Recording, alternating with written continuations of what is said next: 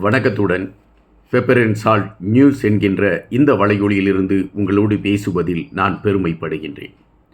மழை இன்னும் 3 நாட்களுக்குள் ஒரு பெரிய பாதிப்பை ஏற்படுத்தும் என்கின்ற பயம் நம் அனைவருடைய மனதிலும் ஒருவித அச்சத்தை ஏற்படுத்தி இருக்கிறது. அந்த அச்சத்தோடு தான் நாம் நம்மளுடைய பயணங்களை எடுத்து கொண்டிருக்கின்றோம். இன்று ஒரு மனதை வலிக்கக்கூடிய ஒரு விடயம், மனதில் சந்தோஷத்தை தந்த ஒரு விடயம், இவை இரண்டையும் மையப்படுத்திய ஒரு தகவலை உங்கள் முன்னால் எடுத்து வைக்கலாம் என்பதுதான் என்னுடைய நிலைப்பாடு. எங்களுடைய இந்த வலையொலியை பகிர்ந்தளிக்காத நண்பர்கள் பகிர்ந்தளித்து விடுங்கள். பெரும்பாலானவர்கள் மீண்டும் பெப்பர் அண்ட் சால்ட் டிவி என்கின்ற அல்லது பெப்பர் அண்ட் சால்ட் என்கின்ற வலையொலியை பகிர்ந்தளித்து கொண்டிருக்கிறீர்கள்.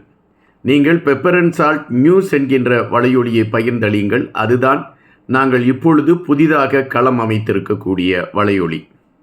இன்று மனதை வலிக்கக்கூடிய ஒரு விடயம் என்று நான் எதை குறிப்பிடுகின்றேன் என்றால், தமிழர் தாயகத்திலிருந்து வந்த ஒரு செய்தி. கொழும்பில் மருத்துவமனையில் அனுமதிக்கப்பட்டிருக்கக்கூடிய சிவாஜிலிங்கம் அவர்கள். சிவாஜிலிங்கம் அவர்களை மையப்படுத்தி பல செய்திகள் நம்மிடையே உண்டு. அவர் 2001ஆம் ஆண்டு யாழ் நாடாளுமன்ற தேர்தலில் போட்டியிட்டு அவர் முதலாக நாடாளுமன்றத்திற்கு செல்கிறார். ஆனால் தமிழ் தேசியத்தை மையப்படுத்திய களத்தில் அவர் எந்த சூழலிலும் எப்பொழுதுமே பின்வாங்காத ஒரு போர் வீரனாகத்தான் அவர் இருந்திருக்கின்றார்.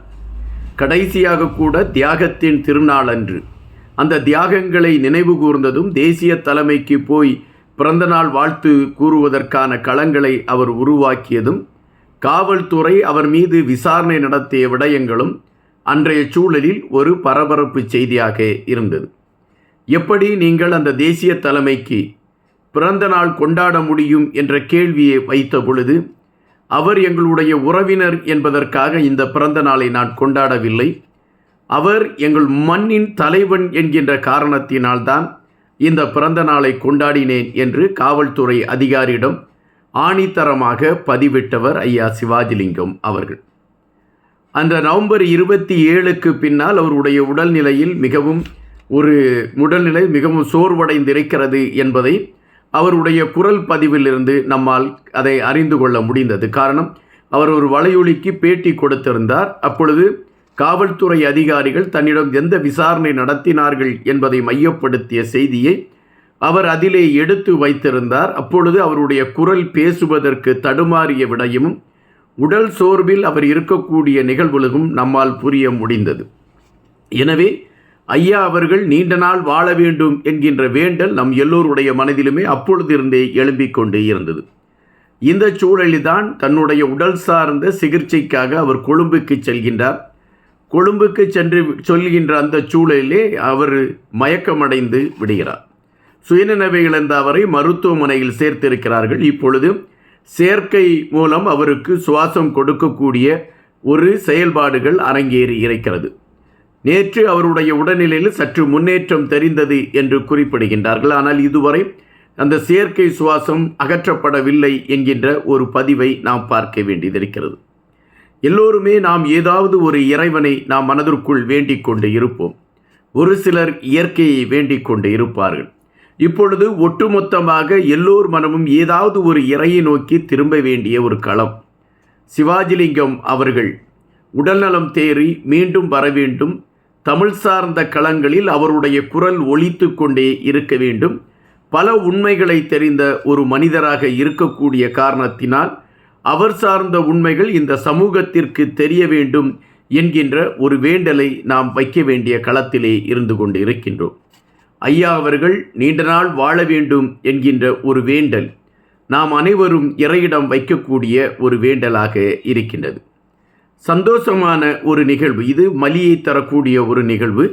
சந்தோஷமான நிகழ்வு என்னவென்றால், புரட்சி கவிதாசன் அவர்கள், இவர் பாரதிய ஜனதா கட்சியின் தேசிய செயற்குழு உறுப்பினராக இருக்கக்கூடியவர், வழக்கறிஞர் என்கின்ற ஒரு அடையாளத்தோடு இருக்கக்கூடியவர். பாரதிய ஜனதா கட்சியில் மாவட்டம், வாரியம் போன்ற பகுதிகளில் இருக்கக்கூடியவர்களை பேச்சு திறமையில் கொண்டு செல்வதற்கான பயிற்சி களங்களை நடத்தக்கூடியதில் முனைப்புடன் இருக்கக்கூடிய ஒரு நபராக இருக்கிறார். இவர் உயிர்மை பத்திரிகையில் ஒரு செய்தியை வெளியிட்டிருந்தார். அந்த செய்தியில் தேசிய தலைமையை மையப்படுத்திய தகவல்களை இவர் பதிவிட்டிருந்தார். அதிலே அவர் பல விடயங்களை குறித்து பேசியிருந்ததில் ஒரு செய்தி பரபரப்பாக பேசப்பட்டது. காரணம், தியாகத்தின் அந்த உருவங்களை இவர் எல்லை சாமிகளாக குறிப்பிட்டிருந்தார். அது ஒரு பரபரப்பான செய்தியாக மாறியது. தேசியத்தை மையப்படுத்தி ஆண்டு கொண்டிருக்கக்கூடிய ஒரு கட்சியில் ஒரு முக்கிய பொறுப்பில் இருக்கக்கூடிய ஒரு நபர் ஒரு இயக்கத்தின் சார்புடைய செயல்களை மையப்படுத்தியும் அந்த இயக்கத்தில் செயல்பட்டு கொண்டிருந்த தியாகத்தின் திருவுருவங்களை எல்லை சாமிகளாகவும் கூறிய விடயம் ஒரு பரபரப்பை ஏற்படுத்தியது. எனவே பல ஊடகங்கள் அவரிடம் ஒரு பேட்டியை எடுக்கிறார்கள்.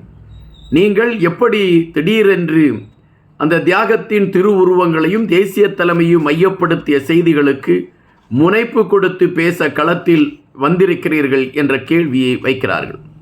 அதற்கு அந்த புரட்சி கவிதாசன் அவர்கள் குறிப்பிடுகின்றார், நான் முதலாக இந்திய பிரதமர் அமர்ந்திருக்கக்கூடிய மேடையிலே பேசுவதற்கான ஒரு வாய்ப்பு எனக்கு கிடைக்கிறது. நான் உயர்வாக நினைத்து கொண்டிருக்கக்கூடிய பொன்னார் தமிழிசை சவுந்தரராஜன் அவர்கள் மற்றும் வெங்கையா நாயுடு அவர்கள் இவர்களெல்லாம் எனக்கான அந்த களத்தை உருவாக்கி கொடுத்தார்கள். எனவே இந்த மேடையிலே பேசுவதற்கான ஒரு வாய்ப்பு கிடைத்திருக்கிறது என்கின்ற பொழுது என் மனதிற்குள்ளே பெரிய சந்தோஷம் இருந்தது. எனவே அந்த மேடையிலே பேசுவதற்கான களத்தை நான் எடுத்தேன்.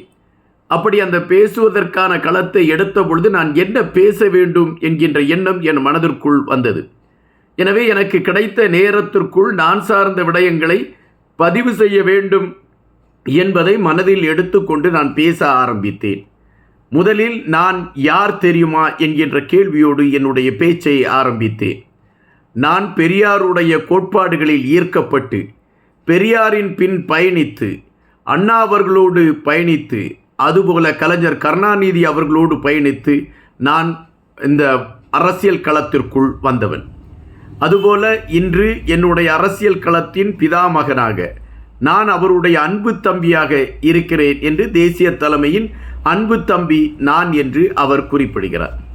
அப்படி குறிப்பிடுகின்ற பொழுது அவர் இந்த வார்த்தையை குறிப்பிட்டவுடன் அங்கு திரண்டிருந்த பாரதிய ஜனதா கட்சியை சார்ந்த தொண்டர்கள் கரவொலி எழுப்பி அந்த வார்த்தைக்கு அவர்கள் ஒரு வரவேற்பை கொடுக்கிறார்கள். அப்படி என்றால் அவர்களுடைய மனதிலும் இந்த தேசிய தலைமை ஒரு பெரும் தலைவராக இருக்கிறார் என்பதை நாம் பார்க்க வேண்டியது இருக்கிறது.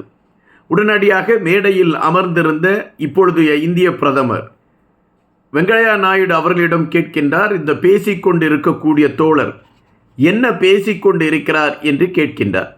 அப்பொழுது வெங்கையா நாயுடு அவர்கள் குறிப்பிடுகின்றார். அவர் என்ன குறிப்பிடுகிறார் என்றால், தமிழர்களுடைய உணர்வுக்காகவும் தமிழருடைய தன்மானத்திற்காகவும் போராடிய தேசிய தலைமையின் அன்பு தம்பி நான் என்று குறிப்பிடுகிறார் என்று குறிப்பிட்டுகிறார். உடனடியாக இந்திய பிரதமர் என்ன நினைக்கின்றார், இந்த புரட்சி கவிதாசன் அவர்கள் தேசிய தலைமைக்கு ஒரு உண்மையிலே இவர் ஒரு தம்பியாகத்தான் இருக்கிறார் என்று நினைத்து விடுகிறார்.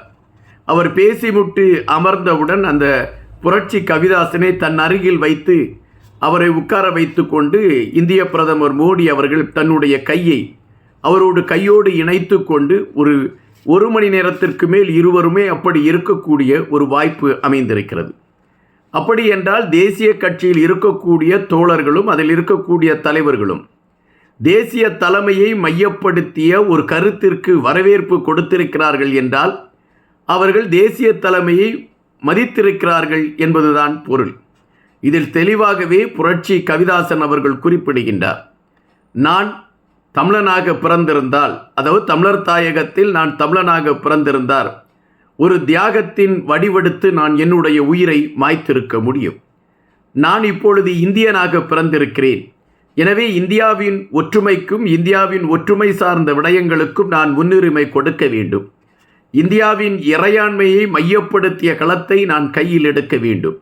தமிழர்களை பொறுத்தமட்டில் யாதும் ஊரே யாவரும் கேளீர் என்கின்ற கோட்பாட்டில் பயணிக்கக்கூடியவர்கள். அந்த மரபணுக்கள் என் உடலில் இருக்கக்கூடிய காரணத்தினால் அது சார்ந்த கருத்துக்களை நான் பதிவிட வேண்டும் என்று அவர் குறிப்பிட்டுவிட்டு, எங்களுடைய தமிழ் இனம் என்கின்ற பொழுது எங்களுடைய எல்லை சாமிகளாக இந்த தியாகத்தின் திருவுருவங்கள் தான் இருக்கிறார்கள் என்று தமிழர் தாயகத்திற்காக களத்தில் நின்ற அந்த தியாகங்களை குறித்த கருத்துக்களை பதிவிட்டிருந்தார். அதாவது ஒரு தேசிய கட்சியை சார்ந்த அந்த தேசிய கட்சியில் இந்தந்த பெயர்களெல்லாம் உச்சரிக்கக்கூடாது என்கின்ற நிலைப்பாடு கட்டியமைக்கப்பட்ட ஒரு இடத்தில் தேசிய தலைமையை மையப்படுத்தியும் அந்த இயக்கத்தை மையப்படுத்தியும் அந்த இயக்கத்தில் இருந்த தியாகங்களை மையப்படுத்தியும் ஒரு கருத்து பதிவிடப்படுவதும் அதை இந்திய பிரதமர் ரசித்து கேட்பதும் என்பது ஒரு மகிழ்ச்சியான செய்தியாகத்தானே இருக்கும். தற்பொழுது அதை கேட்கின்ற பொழுது உடம்பிலெல்லாம் ஒரு மெய்சிலிர்ப்பு ஏற்பட்டது. இந்த மாற்றத்தை தான் இத்தனை ஆண்டு காலமும் ஒவ்வொரு தமிழரும் எதிர்பார்த்து கொண்டிருந்தார். இங்கு தேசிய தலைமை அல்லது இங்கு தேசிய கட்சிகள், தமிழ் கட்சிகள் அல்லது திராவிட கட்சிகள் என்று ஒரு ஒற்றுமை இல்லாத காரணத்தினால்தான் பலர் இங்கு வந்து பல்லாங்குழி ஆடிவிட்டு சென்று விட்டார்கள். இப்பொழுது அனைவரும் ஒன்றுபட்டு உரத்த குரலில் தேசிய தலைமையின் மகிழ்வையும் தேசிய தலைமையின் புகழ்வையும் அவருடைய தியாகத்தையும் எடுத்து வைக்கக்கூடிய இந்த களம் இப்பொழுது பேசுபடு பொருளாக மாறி இருக்கிறது என்பது மறுப்பதற்கு இல்லாத ஒரு செய்தியாக இருக்கிறது. நன்றியுடன் இன்பா.